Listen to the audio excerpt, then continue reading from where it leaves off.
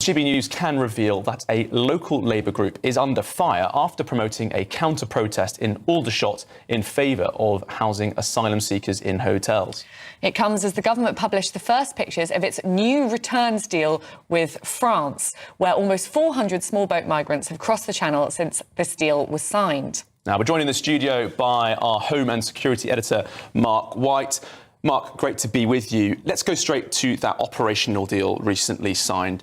What effect is it having so far, and how long will it take for us to see a significant reduction?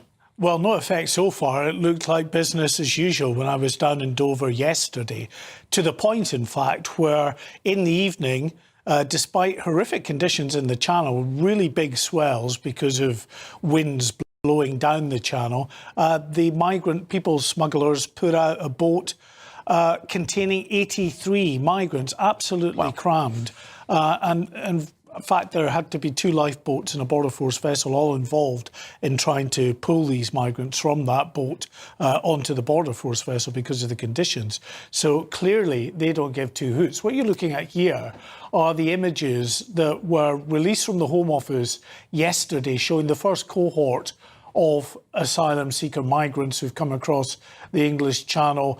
Coming up the gangway there, this is at Dover Harbour at the Western Jetfoil, where the Border Force vessels first land these migrants after they make the illegal crossing.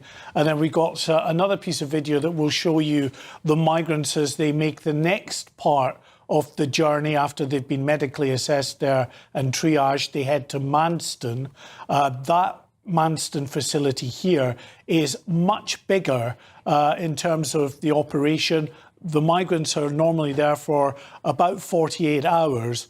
And the facilities there are really to determine, assess who these people are. So you get biometric data, fingerprints, DNA taken to try to get a handle on who on earth these people are. Because we don't know who they are. We don't know the threat that they potentially could pose to the UK. And then I think we've got some more video that shows the cohort of migrants being sent off to immigration detention. So they're going off to immigration removals and detention facilities. Normally they would be off to a 4-star hotel near you.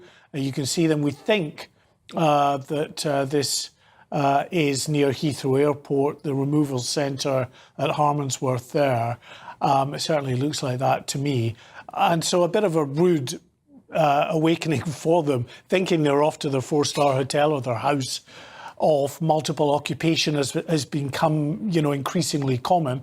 But this cohort, we don't know the exact numbers, but it's likely to be pretty small, are destined for France. If they can get through the legal hoops, if France accept them, and of course if the human rights lawyers and activist groups don't decide to scupper it all in the courts. As you said there, Mark, there's quite a few ifs there. And I spoke to some Conservative MPs who actually said, perhaps you'll say, of course they would say that actually this policy risks the numbers of migrants going up because people smuggling gangs will use this policy as advertising. They'll say the chance of you actually getting deported is so slim because of all those ifs that you mentioned there, it'll actually attract more people over the Channel. Do you think that is a risk? Well, it's certainly possible. I can tell you exactly what people smugglers are already saying to those potential customers down in northern France. They're saying that if you get in the minute chance of you being returned to France, if you get returned to France, we guarantee we will give you a free ride back over to the UK. It does always feel as though the government is sort of 10 steps behind these people smugglers. Whichever government is in power, these people smugglers are so agile. They are business people. They know what they're doing. They're all over TikTok. And the government's sort of reacting, but just too late. It's a global industry worth billions. And as far as the Channel's concerned, it's been a phenomenon now for 7 years. They've had a long time to embed themselves into that area, to get robust supply lines and to figure out, they even employ weather forecasters, meteorologists, to give them the best possible chance of a boat being launched, making it across to the UK. They are very sophisticated. Mark, we were speaking yesterday about footage being released because it is quite unique footage that they've given us. This government actually being quite open and sharing more footage of the immigration, detention and border force process. One of our viewers, Sue Austin on Yours Day, points out that every single person in that footage appeared to be a man. There were just lots and lots of young men there. That's why we're grateful for them releasing this footage. It's going to do nothing to dissuade a lot of the anger that we're expecting to see at protests tonight and, of course, over the weekend at asylum hotels and other Home Office approved premises right across the country. Well, indeed, it's going to be another potentially tense weekend of multiple protests taking place at these migrant hotels with very real concerns because of incidents, reported incidents, some that are currently making their way through the court process, which have alarmed local people. And we understand in Aldershot, for instance, this evening, there will be a protest similar to what we saw at the Britannia Hotel at Canary Wharf at the weekend, where you get mums and children coming out wearing pink. They want it to be, a non-threatening illustration of the concerns that they have. They are saying to their supporters, no masks.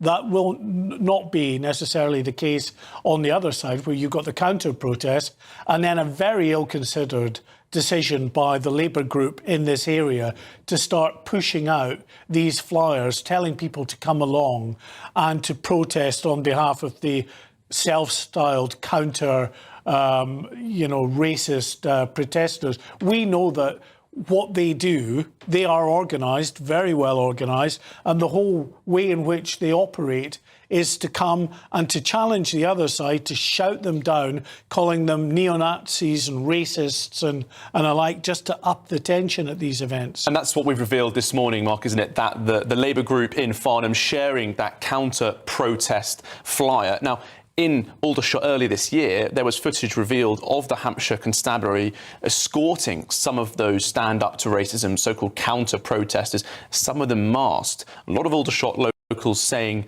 to GB News last night and this morning that they're concerned about what could be happening this evening because of the promotion of that counter-protest by the local Labour group. And as we were just showing before, the protest flyer outside that hotel in Aldershot, where you've reported on previously, it's a pink protest. They're doing the same thing in Bracknell. They're promoting this idea that it's for families, for women, and so children can come along as well, trying to move it away from any insinuation that this could be a violent demonstration, of course. Yeah, absolutely. They want to show that it's concerned mothers for their children, so mothers and children will be there. They are saying quite pointedly to those that turn up, do not wear masks. They don't want that to be the image that they put forward as they are, trying to get that message of concern across. I think it's really ill-considered, I have to say, of this Labour group to do that. This is the governing party, and you've got communities right across the country who fear that there is two-tier operations in place, from policing through to the governance of this country, that sides with one particular group and not them, who have, they believe, very legitimate concerns about some of the issues of criminality that we're seeing springing up around these hotels. Yeah, well, in response to that story, a Labour spokesperson told me last night that the government could not be clearer about what they were doing to tackle the small boats crisis and push back against criticism that it was siding with the hard left in this case. Well, thank you very much, Mark White, for that. And we'll have the latest, as always, throughout the day on that developing story.